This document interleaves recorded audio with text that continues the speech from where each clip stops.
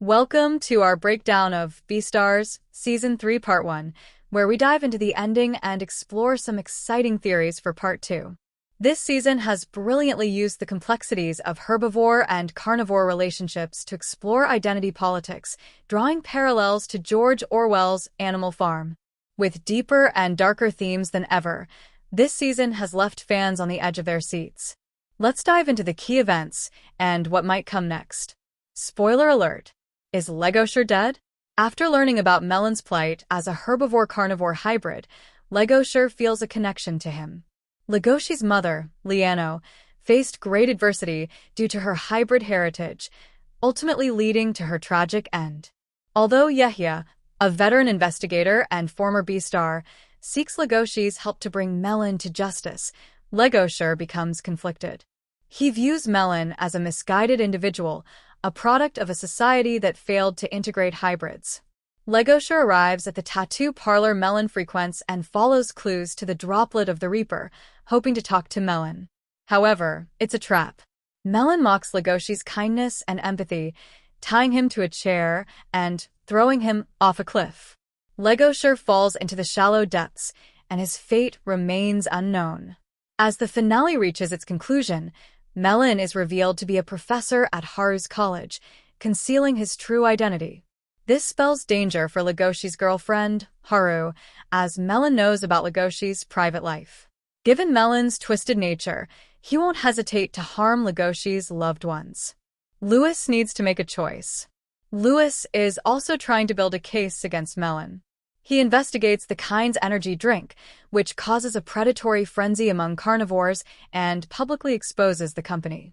This affects the business of his fiancée Azuki's family, angering Lewis's adoptive father, Ogma. Ogma coerced Lewis into marrying Azuki to secure a promising future for the Horns conglomerate.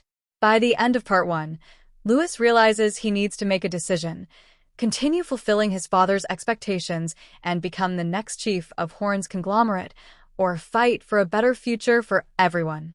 Lewis has feelings for Juno but fears the stigma of interspecies relationships. He must choose between Azuki and Juno. Lewis maintains a good rapport with his Shishigumi lion comrades, so he might return to his old life in the black market. Melon's endgame and Yahya's worldview. Two major characters introduced this season are Melon, the hybrid psychopath, and Yahya, the former Beastar and defender of justice. Melon wants to project his twisted perspective onto the world and destroy any chance of coexistence between herbivores and carnivores using a new drug, Melda.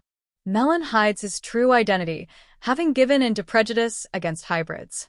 He lacks certain emotional and sensation receptors, which he blames on the notion of coexistence. Yahya, while differing in methods, also doesn't approve of interspecies relationships and wants to maintain the social status quo. It will be interesting to see if Yahya finds an error in his worldview while confronting Melon, or if he will succumb to his prejudices.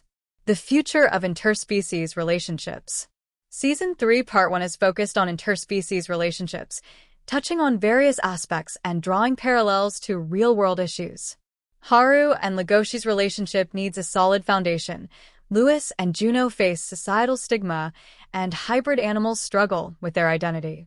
In a society where personal choice often matters less than societal expectations, Beastar's world mirrors our own.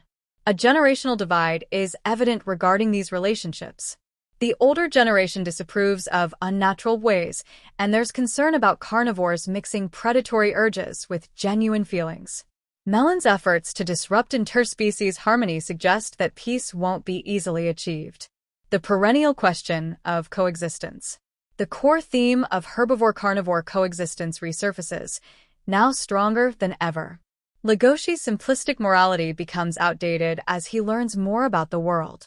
Aquatic megafauna, dependent on the natural food chain, can't let go of their instincts. Legoshi's new friend, Sagwan the spotted seal, explains that a cycle of hunter and hunted maintains balance in the submarine world. Authorities struggle with a call for harmony while segregating animals based on their origin. Legoshi's employer, Sanaga, emphasizes the need for genuine efforts to fit in and respect for life. The meat-eating festival in the black market shocks Legoshi, whose modern sensibilities clash with the practice. However, Haru understands the natural order and doesn't judge Legoshi for eating Lewis's leg. Part 2 will likely address the question of coexistence by accepting one's true self. Nature might win over nurture, presenting a satisfactory answer to this perennial question. Thank you for watching our breakdown of Beastars, Season 3 Part 1 ending and Part 2 theories. Don't forget to like, share, and subscribe for more insights and explanations.